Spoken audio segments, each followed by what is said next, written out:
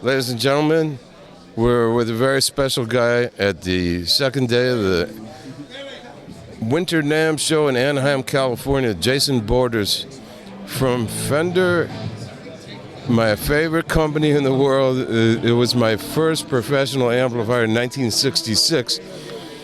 And he's been kind enough to show us these new amplifier products from Fender. How you doing today, Jason? Doing great, thanks, John. So, hey, welcome to Winter Namm 2020. We've got show you a couple of the new amps that we're launching this year. First off, we've got our Mustang LT50. This is the big brother to the LT25 that we launched last year. It's been a super popular, successful amp for us.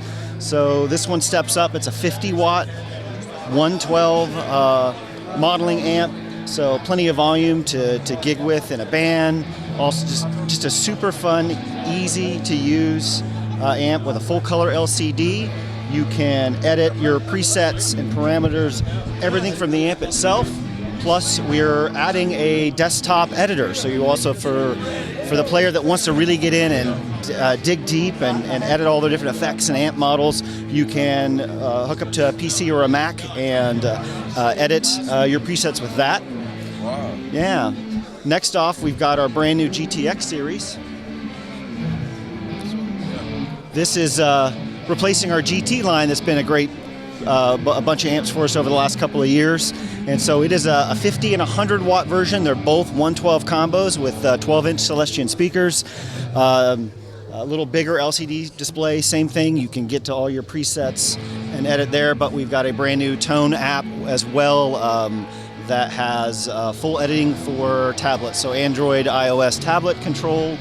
And with these GTXs, we are constantly adding new amps and effects. So these are shipping with 8 new amp models, 11 new effects, a lot of new cool Fender amps such as the Blues Junior, the Vibro King. We've also went into some higher gain stuff, the Uberschall and a Silver Jubilee amp that have been always been requested. And so yeah, so a Mustang GTX 50 and 100. Absolutely. And so, are you using any neodymium speakers these days? We are. Those are in the Tone Masters down on this side. That those are make the old black faces a lot lighter to carry. Yeah, it makes it the lightest twin ever on that end. Wow. So yeah, That's great. So it actually has power tubes in it. It's a hybrid thing? No, this is actually, these are full, over on this side, the Tone Masters are fully digital, so it's a digital modeling with a Class D power amp. Now, Jason, let's go over here. So with these 4 inputs, can you actually really plug 4 things in there? You could. They're going to share gain pass, but really it's input sensitivity. The second input on both of those channels are actually a little lower, little lower sensitivity. In the old days when we had a bandmaster, we thought that the bandmaster meant that the whole band could plug in there. So we literally plugged everybody in there, including the microphone, the bass, and everything. Some of the old original Tweed amps had a microphone input for. Yeah, right, and an accordion input, you know. But well, it's great to see that you're doing those 4 inputs, you know. And we actually used to go out of the second input into another amplifier. Can you still do that with these? You can. You can. Depending on the model. Well, this looks great. So what's the weight of this part? This one is 33 pounds, and the deluxe is 24 pounds. So it's the first twin that you can pick up with a couple of fingers. Yeah. Wow, that's great. 2 12s, huh? 2 12s and a single 12. Now that amplifier I was telling you about that it was a special order twin that had a 15. Are you still doing something like that? We're not at this time, but yeah, that was the Twin Custom 15, that the tube version, and that was discontinued a couple of years ago. But you never know. That was a fine amplifier. I really enjoyed playing through it, you know. And what about? Are you doing any piggyback type amplifiers? No, mainly focusing on combos at this time. It's the combo amps for us outsell head versions almost 10 to 1. So yeah. What amplifier would you recommend if you wanted to be able to plug bass or guitar into it? Do you have something that would sort of in the middle?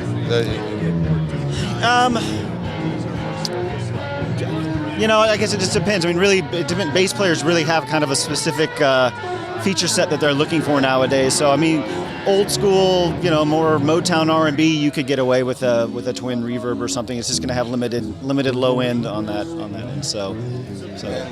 The Bassmans, what are you doing? Are you working with the Bassmans? There's still a 410 Bassman in the mix, yes. 410s. So it's a one piece. It is. Wow. Is it here? It is all the way on go the other take a end of look on the other end of the round. All right.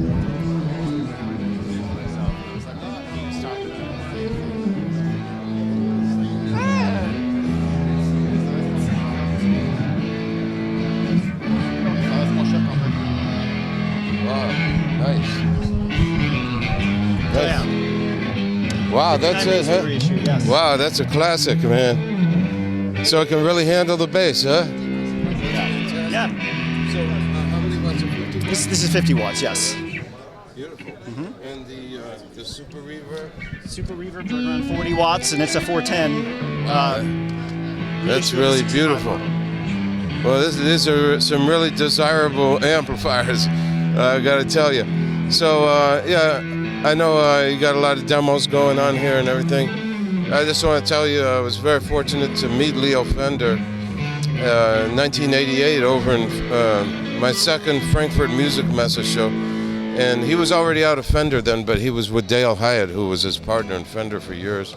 And Mrs. Fender, Phyllis Fender, was there with him. And then later on I got to meet Richard McDonald, who really great guy, you know, and I know he's taking it a little more easy these days, you know. So, but please give my very best to Richard and everybody in Scottsdale. And thanks a lot for taking the time to talk to us. And so much. Keep up the great work with the fine tradition of Fender products. Man. We will. Thanks so much. All right.